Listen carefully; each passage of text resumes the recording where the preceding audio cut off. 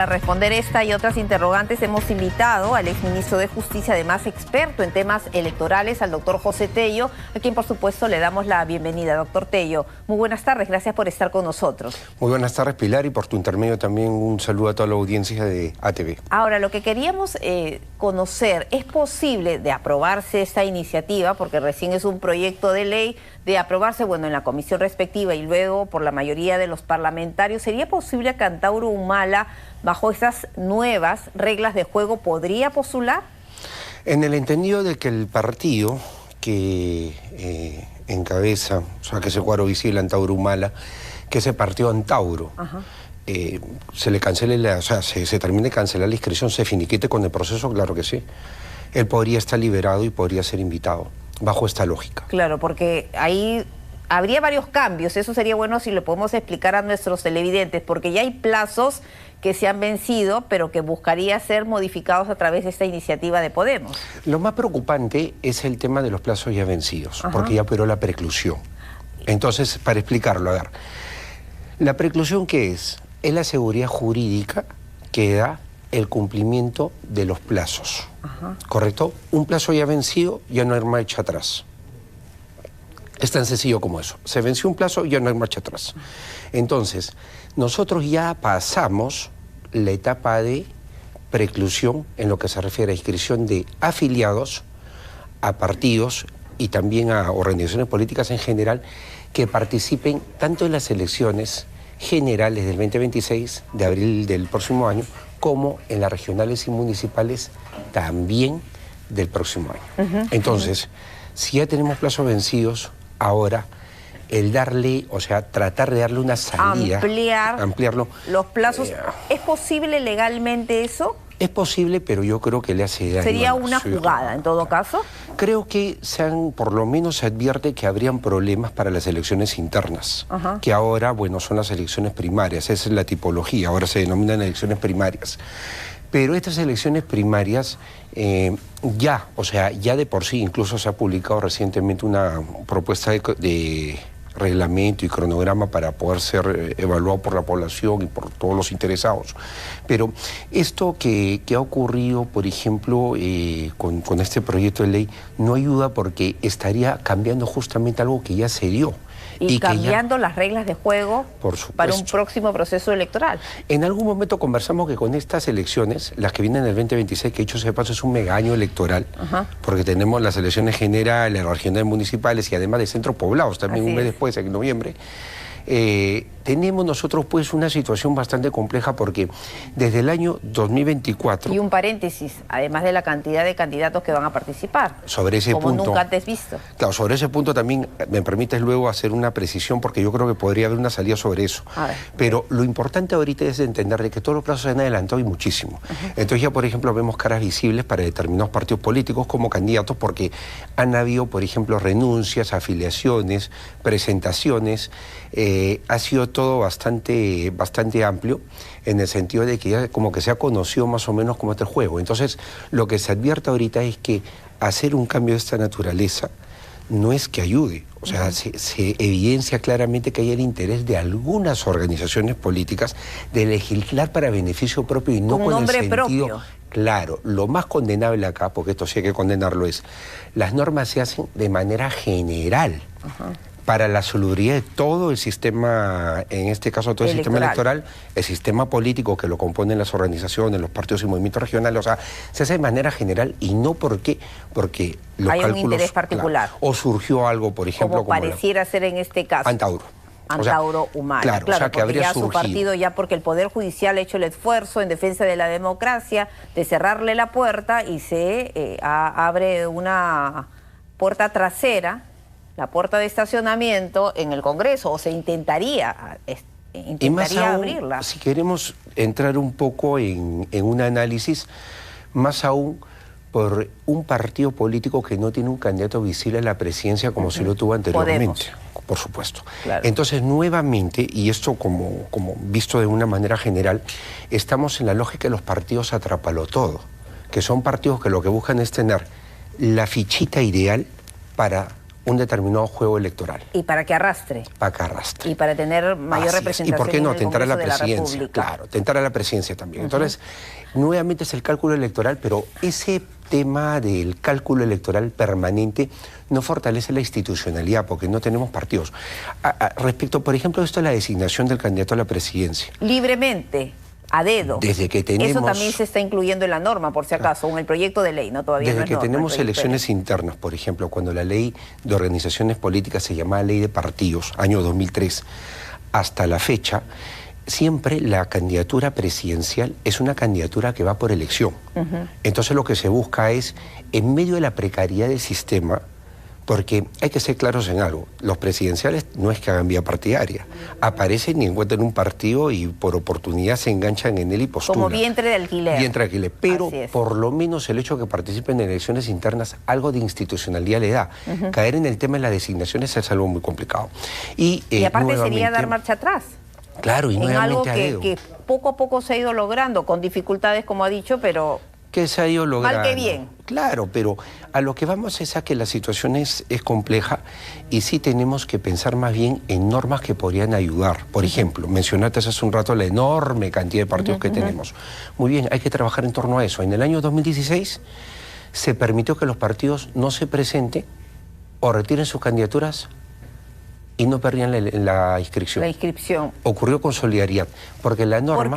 Y eso también recordar a nuestros televidentes, porque claro, muchos participan para no perder la inscripción. No, es que están obligados. Ahora la norma establece que si no participas, pierdes la inscripción. Claro. Entonces acá se les podría permitir a los partidos, si copiamos la norma del año 2016, se les podría permitir a los partidos que no presenten, o sea, no se presenten hasta en 2 elecciones consecutivas para no se les cancele la inscripción. O sea, es un salvataje, pero es algo válido y podría permitir que los partidos, no presenten candidaturas o presentándolas se retiren 60 días antes de la elección.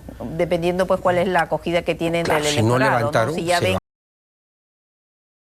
que no van a la candidatura que han presentado, no va a servir ni de arrastre para el Congreso, mejor me retiro, ¿no? Y es algo mucho más ponderado porque podríamos bajar de más de 40 partidos a quizás eso la mitad. Había antes, ¿no? En el 2016. Eso, claro, esa norma, y hay que recordar que ese cambio normativo sorprendió a muchos porque vino con la famosa ley de dádivas, porque esta fue una modificación de la ley de partidos políticos. Incluso... ¿Y qué se buscaba en ese entonces con esta modificación? Lo interesante es que justamente hasta el nombre de la ley cambia, porque era ley de partidos y cambia ley de organizaciones políticas. Y lo que se buscaba era incorporar, por ejemplo, el tema de las dádivas, tema que se vio como un salvataje también, el hecho de permitir que los partidos no, mejor dicho, para que no se cancele su inscripción, no dejen de participar hasta en 2 elecciones generales consecutivas. Hoy en día, por ejemplo, esa modificación tendría que agregarse el hecho que no participen hasta en 2 elecciones regionales, porque los partidos ahora tienen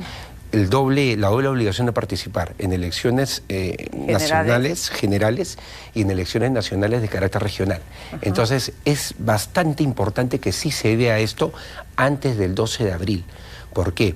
Porque es la fecha límite. Cuando se convoca a elecciones. Y esto sí permitiría que el sistema adelgase la oferta.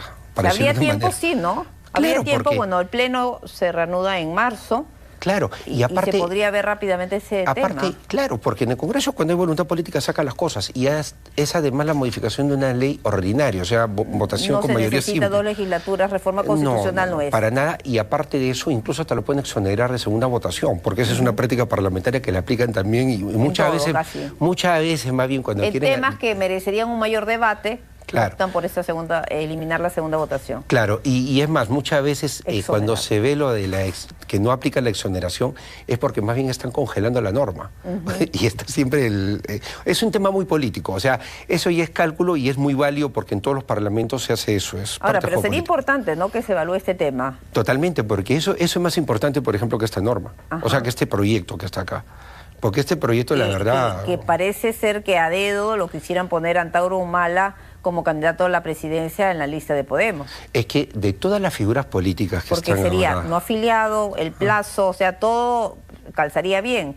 De todas las figuras políticas que están, digamos, en el espectro como posibles candidatos, porque aún no podemos hablar de candidaturas, sino de perfiles de posibles candidatos, Antauro Humala es el único que tiene este problema, pues de la no participación, y por ende, sí, todos los supuestos normativos que presenta este proyecto encajarían a que candidaturas como la de él u otras personas estén en esa situación. Y el hecho de que el Poder Judicial lo haya retirado de la carrera electoral por el tema de no ir con los valores democráticos de nuestro país, de posiblemente afectar el sistema institucional, ¿eso no podría ser causa para que no se incluya en este escenario electoral?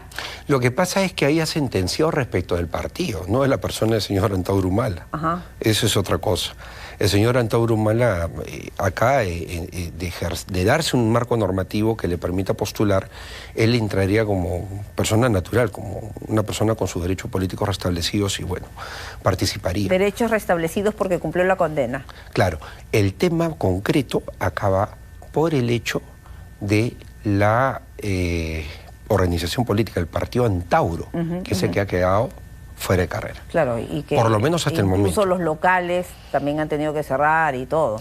Claro, advertimos en algún momento acá justamente el hecho de que se abrían el camino a la vía constitucional, es decir, la revisión en este caso, mediante una acción de amparo de una resolución judicial que afectaba un derecho fundamental, y también se daba la vía de la medida de protección en la Comisión Interamericana de Derechos Humanos. Bueno, Antauro está apostando a la defensa dentro y fuera del país, entonces este proyecto político para ellos debería andar, pero sí me parece que normas de este tipo, no solamente en el caso de Antauro, sino también en otros casos más de personas que, por ejemplo, quisieran postular, pero ya no le dan los plazos, beneficiaría. Pero nuevamente vamos a que es un espectro de algunos partidos políticos que están en esta situación, no todos, pero no estamos pensando en la generalidad, que es la naturaleza de la ley, sino en algo muy puntual y específico, y eso no es bueno. Antes de cerrar la entrevista muy puntual, el Comité de Naciones Unidas se ha referido al tema de que está sobre el debate, ¿no? Sobre el tapete, el debate de los menores de edad que reciban sanción penal por delitos graves como extorsión y sicariato. ¿Cómo ve usted todo ese tema que se está tratando en estos momentos? Hemos escuchado al ministro del Interior defender esa postura. Es una postura válida, hay que entender porque es... La del gobierno. Claro, y además también es un tema que tiene que ser debatido. Acabas de mencionar algo muy importante. Esto tiene que llevarnos a un debate como sociedad, pero no entendamos en la sanción o en la pena la solución del problema. O sea, nosotros tenemos que tener una visión mucho más amplia. Cuando uno es gobierno, el gobierno tiene que entender que esta es una arista.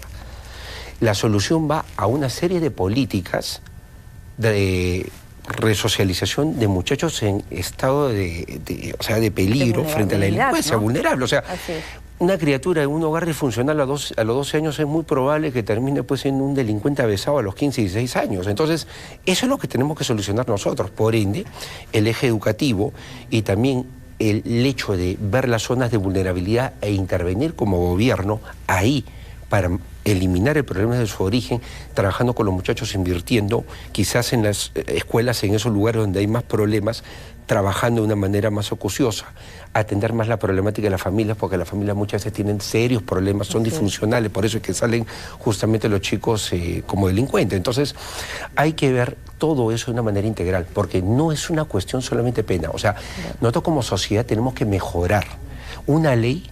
Esto es como la norma electoral, tal cual. Una ley no nos va a hacer que el tema de la inseguridad y el caso del incremento de la delincuencia desaparezca. Todo lo contrario. Puede ser fallida la ley. Es como la norma electoral. Todo el mundo dice, mejoremos las normas electorales para tener mejores autoridades. No es así.